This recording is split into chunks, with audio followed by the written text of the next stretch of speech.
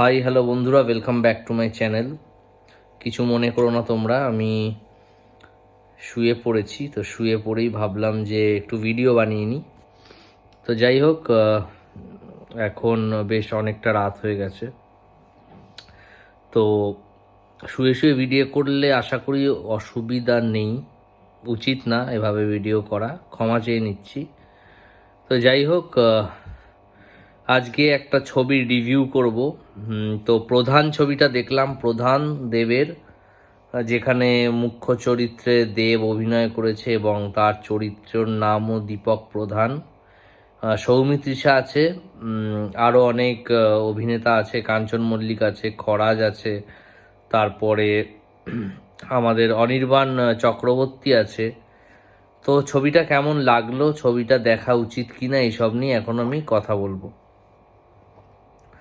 তো প্রথমেই বলি, এই প্রধান যে ছবিটা, এই ছবিটা কিন্তু দেব বাংলার যে কারেন্ট সিনারিও এটাকে তুলে ধরেছে, সেটা মোস্টলি পলিটিক্যাল।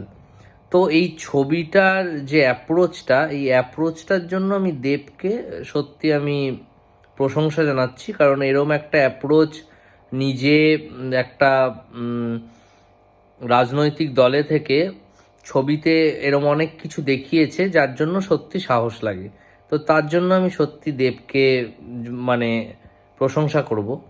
তো এই ছবির যে চিত্রনাট্যটা, এটা খুবই রেলিভেন্ট।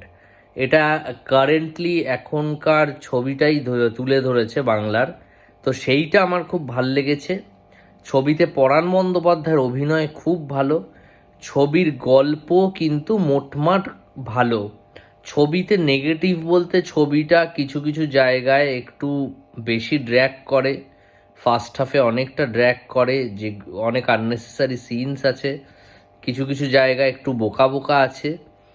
আর ছবির ফরম্যাটটা একটু টনিক টাইপের, বাট টনিকের থেকে আমার এই ছবিটা বেটার লেগেছে।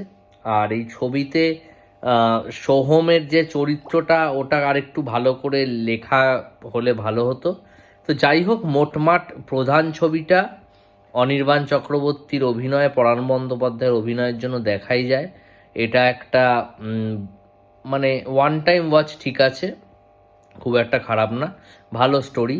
তো তোমরা প্রধান তোমাদের নিকটবর্তী প্রেক্ষাগৃহে গিয়ে দেখতে পারো, খুব একটা খারাপ লাগবে না। আর যারা দেবের ফ্যান আছো তাদের তো ভালোই লাগবে।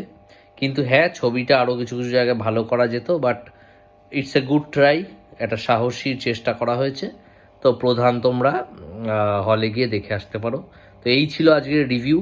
তো কয়েকজন দেখলাম নতুন সাবস্ক্রাইব করেছো আমার চ্যানেল, তো তাদের আমি জানাই থ্যাংক ইউ, এবং আমার পাশে থেকো।